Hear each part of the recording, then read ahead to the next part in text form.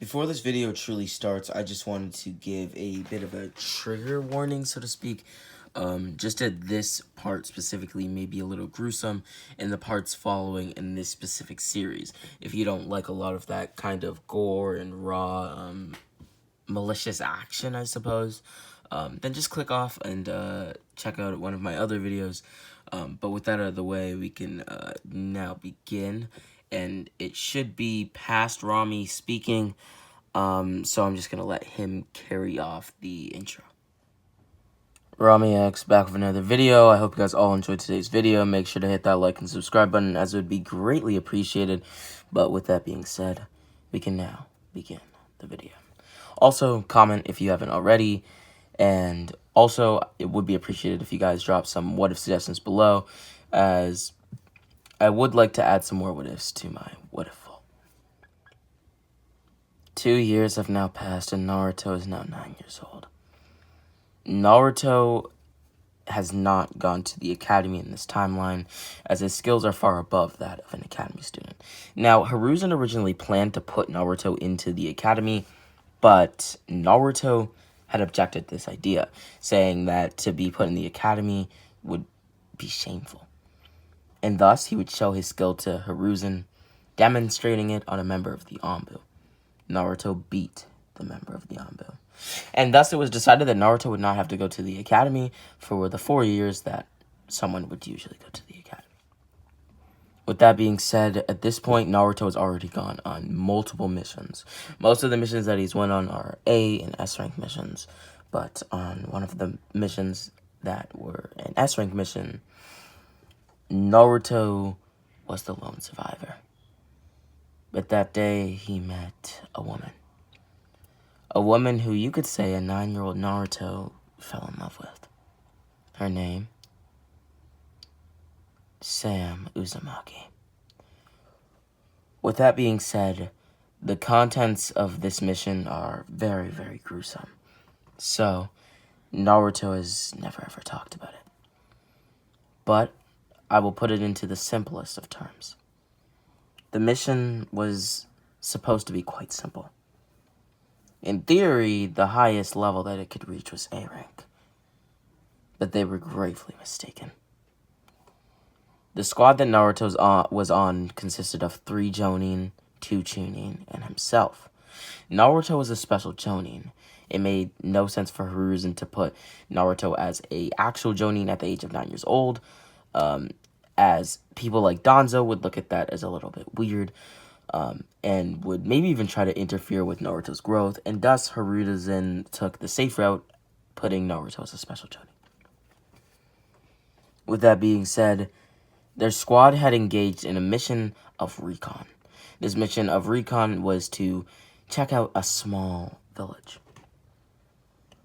Whilst in this village, they realized many things were off. The people here were all very, very powerful. And by the time that they had realized this, it was too late. The villagers had decided to fight back. Naruto was cornered. His whole squad was murdered in front of his eyes. But they had done a lot to take out as many people as they could. And Naruto, knowing everything about this mission, had enough information to report back to the Hokage. And thus, Naruto left. But before he could, he saw a girl. A girl with vibrant red hair. Behind a small little shop. Hugging a teddy bear. With a sword on her back. Naruto would laugh to himself. In Naruto's mind, he knew this was no time for fun and games. He shouldn't even stop to ask who the girl was. But something drew him towards this woman. And the teddy bear, sword, it made no sense. Why would a little girl carry a sword whilst hugging a teddy bear?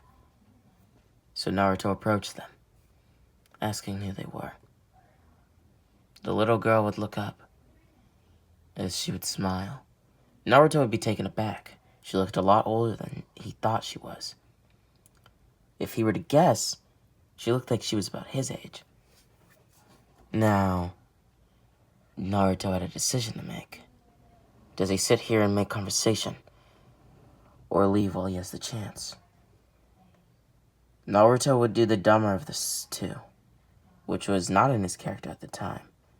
But can you blame him for acting out of character? His whole squad was just killed in front of him. With that, he asked the little girl a few questions, as eventually he came to know her age, her name, and even a few things that she liked. The girl went on about things that she liked and her name, Sam Uzumaki. She also said that she was 8 years old. As Naruto would ask the little girl why she was in this part of the village, she would simply say, she's too powerful, and they fear her. So they fear you because you're too powerful, Sam. Is that what you're telling me? Yeah, that's what I'm telling you. Okay. So why are you over here hugging a teddy bear? Doesn't seem too strong of you. Well, my parents gave it to me when I was young. My dad, specifically. It's the only thing I have left of him. You see, my parents were too strong, too, and they were killed somewhere far away from here. I'm actually, technically speaking, a refugee to this place. I see. They took me under their wing, hoping that I could fight for their nation, but I don't care about fighting, and I have no reason to fight either. I will admit, I'm extremely powerful, but I have no real reason to fight. I have nothing to fight for, nothing to live for, nothing to gain. It's just bloodshed. They can go do that themselves. Well, since you are pretty strong, would you by any chance be interested in leaving this crummy old village? My squad. We came here, and when we left, it was just me. What do you mean? I mean my whole squad was annihilated. You understand? Yeah. You're a ninja? How are you a ninja but my age? Well, let's just say I'm extremely powerful as well. Now, do you want to leave this place or not? I'm not going to let you be a ninja in my village. Just so you know that. You already told me that you don't like to fight. And that you have nothing to fight for. So that would be dumb to even suggest. But what I will let you do is join me. Join you in what? Well, maybe one day you could guard me when I'm Hokage. Or you could be my personal medical ninja. Sorry, I don't really know your skills and abilities. The sword made me assume that you're a fighter, so you could be my bodyguard. But since you're a woman, and in this world and society, women usually are pretty good at medical ninjutsu. Maybe you could be my personal healer. I see. Well, you do know that there's many medical ninja that are men too, right? Yes, there's thousands. Okay, well, I guess I can leave this, in your words, crummy old village. Then how about you take my hand and stand up? The girl, Sam Uzumaki, would take Naruto's hand and stand to her feet. With that, they would run from the village. Naruto would reach an opening, as about 10 of the Jonin level ninja from the village had managed to catch up. Naruto would tell Sam to sit down, as he would take care of it. With that, he would draw his blade. Naruto would activate one tail of the 9 tails. As soon after, he would diminish the chakra. He had only used the chakra to sense how strong his opponents were in comparison to himself. And with that, he would rush past all of them. With that, he was now 10 meters away from all of them at this point. I know it sounds a little repetitive, but this should make sense. Naruto would then put away his blade. As the moment that it was put away, each and every one of them would fall. Sam would look up at Naruto with what could only be described as surprise and happiness. Someone exactly like her, she thought. With that being said, Naruto would walk back over to her, as he would say, "Well, do you want to fight ninja with me? Maybe accompany me on a few missions? Now that my squad's dead, I don't have any more." "What do you mean you don't have any more?" "Ninjas to fight with. What else could I mean?" "Well, maybe, just maybe I'll help you out in some of your missions." "Okay." That's great. Maybe I can develop some sort of, I don't know, title. Naruto the Lone Wolf? I don't know. But, secretly, I'd have a ninja fighting with me at all moments, named Sam Uzumaki. That doesn't sound too bad in my opinion. With that, Naruto would rush back to the village, telling Sam that he'd be right back. Before he left, he would create a sort of barrier.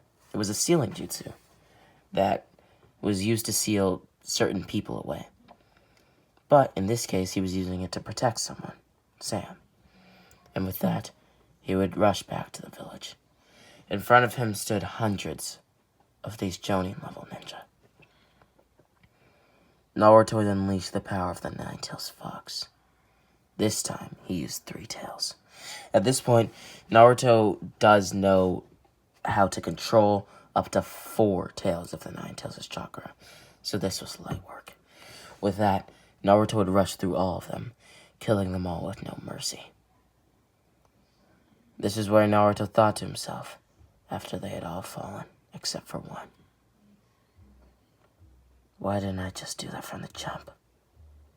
None of my men would have been killed. Not a single squad member would have fallen. But I was foolish. I was too scared of what they'd think of me afterwards. Too scared of the looks that they may have given me. This is where Naruto would develop a sort of life motive. To live his life to the fullest, no matter what people think of him. With that, Naruto would collect the bodies of each and every one of his squad members. With that, he would return them to the Leaf Village, as he would tell Hiruzen that he's going to take a small break from doing missions. Now, this was very acceptable by Hiruzen. Hiruzen even seeked to get Naruto mental help, but Naruto declined it, saying that he'd be fine. With that, Naruto would leave the village, and wouldn't be seen for about 3 to 4 years. In those 4 years, or 3 to 4 years, Naruto had grown very, very close to Sam, and had realized that the woman that he looked at every day while he was away from the Leaf Village was the woman that he wanted to spend the rest of his life with. But one day this would all change. 3 years later from the day that Naruto met Sam, they had been fighting a few mercenary ninja. Now, to put it this way, Naruto had left the village, but this didn't really mean that he wasn't necessarily growing his reputation and continuing to be sort of a ninja. At this point, people are now looking for Naruto, Anbu, in fact, as Naruto, in, well, their eyes, has gone missing. But his reputation grows by the day. People are even looking at him as a Kage-level ninja at this point, which is very, very true. But on this mission, they didn't expect it. But the mercenary group that they thought numbered 512 numbered about 106,000. This was a number unheard of in some nations, never mind a small band of mercenaries. And as Sam and Naruto worked their way through them, they realized that it wasn't going to end. And so Naruto would slash away about 30 of them as they kept coming. Naruto would then slash away another 30, and another 30, and then another 60, and then another 90. With that, Naruto would grab Sam and run away. Into the trees they leapt, as Naruto would look around them. At this point, Naruto is a very, very powerful ninja and has acquired many skills. So, his sensing capabilities have heightened by maybe 30 times what they were before, as Naruto wasn't even a sensory ninja in the first place. With that, Naruto counted exactly how many were left. 100,003. Naruto's mouth would drop as he saw that they had closed in on them. At this point, Naruto didn't know what to do. It was either here that they could escape, or they could fight until they die. Naruto would tell Sam to wait where she is, as Naruto would leap down into the crowd of ninja. With that, Naruto would go deeper and deeper into his Nine-Tails transformation. At this point, he has not mastered anything beyond the Four-Tails chakra transformation, as he doesn't want to go berserk and accidentally hurt Sam. And thus, this time, he would delve into the first tail of the Nine-Tails, slashing through hundreds of them. When that wasn't enough, he would use 2 tails of chakra, slashing through even more, and then 3, and then 4. At this point, Naruto was hacking through them by the thousands, but it still wasn't enough. Naruto could tell that there was at least 80,000 of them left, and if Naruto were to continue at this rate, he would die, and soon after, Sam would be killed as well. Naruto would delve into the 5th form of chakra that the Nine-Tails allowed him to have. The Nine-Tails, realizing Naruto's situation, would let him have on to this amount of power. It was only right. Naruto had to survive. But this wasn't enough either. As Naruto slashed through more of them, more and more got closer to Naruto's level. And by that I mean, if Naruto was cutting through Genin at first, and then Chunin, and then Jonin, now he was fighting Kage level ninja. Naruto would continue to fight through all of them, as at this point, Naruto was severely weakened. His body hurt, but he powered through. He now tapped into 7 tails of the Nine-Tails chakra.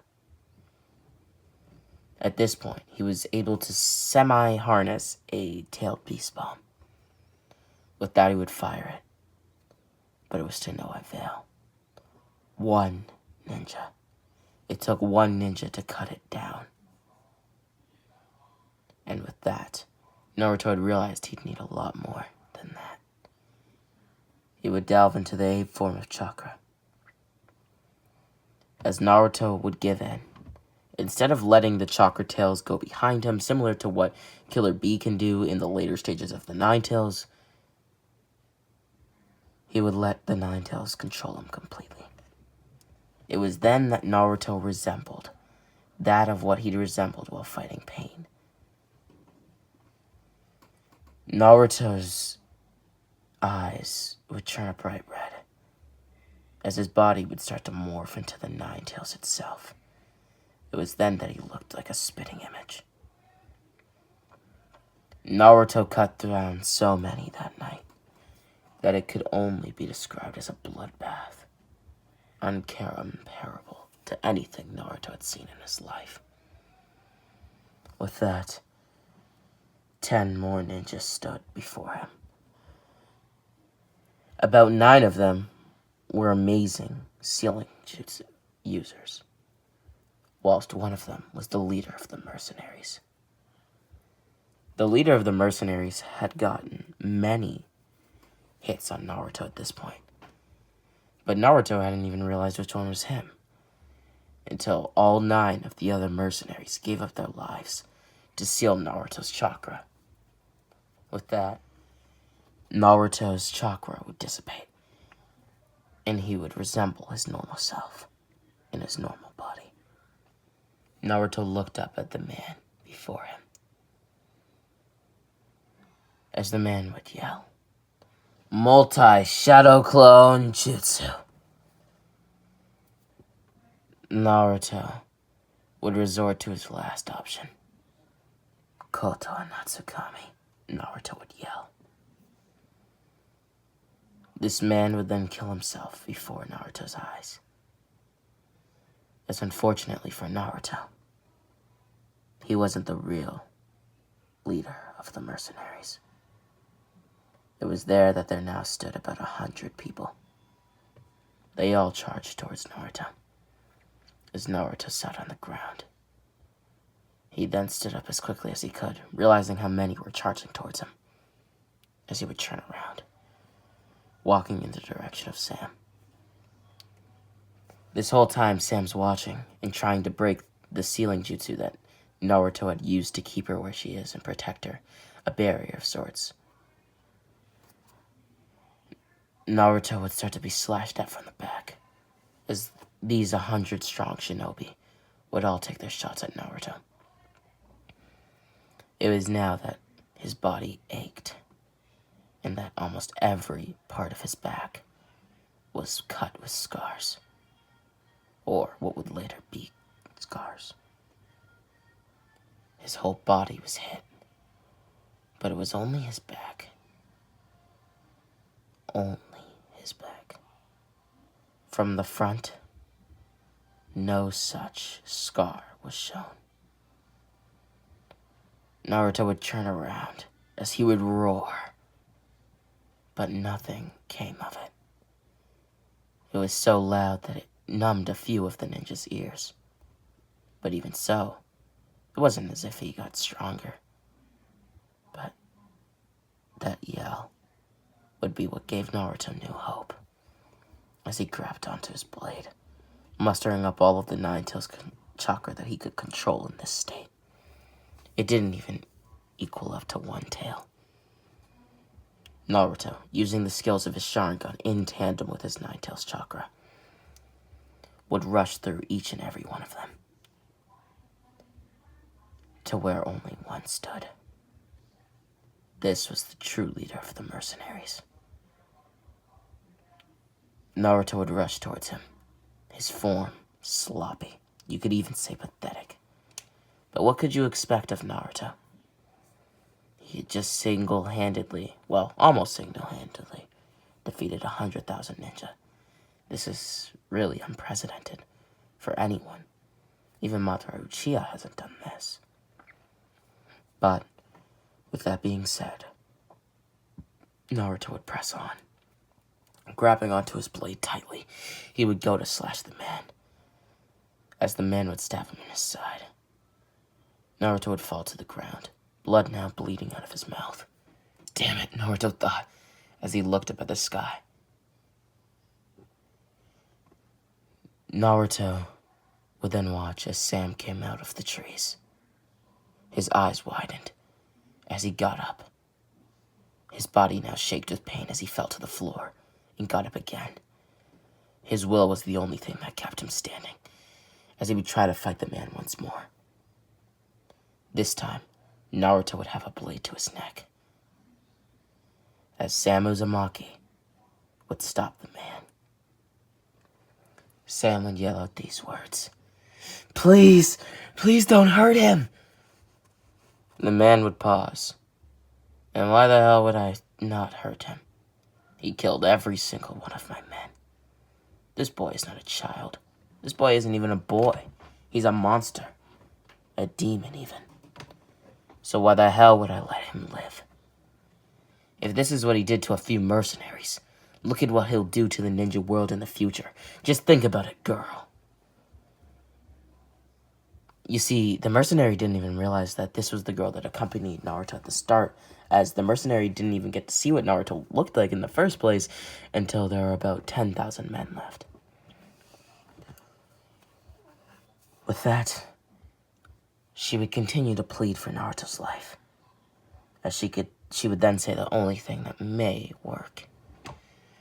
Well, I know my case can't be very strong for what Naruto has done, but maybe in exchange for my life, you can spare his.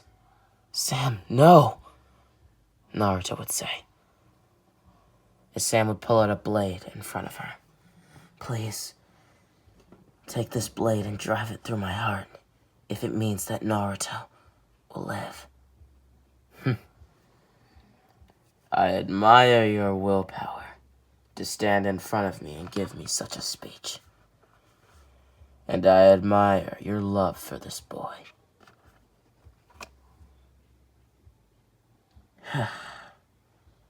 I would call myself a coward for striking down a little girl. But with conviction like that, I would be a coward for not doing it. I won't stab you in the heart. I don't do that.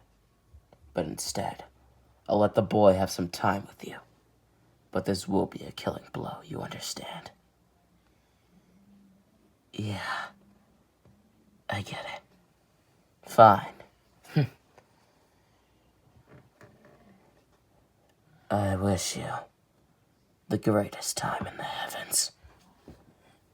The mercenary leader, known as Kirby, would slam/jab his blade into Sam Uzumaki. She would then fall to the ground, as Naruto would start to cry. At this moment, it was as if time had stopped, and his body transformed itself into something that could only be described as monstrous. A different aura emanated off of Naruto as he held the love of his life in his hands. Tears raging down his face, he screamed, "I will never let you live after this!"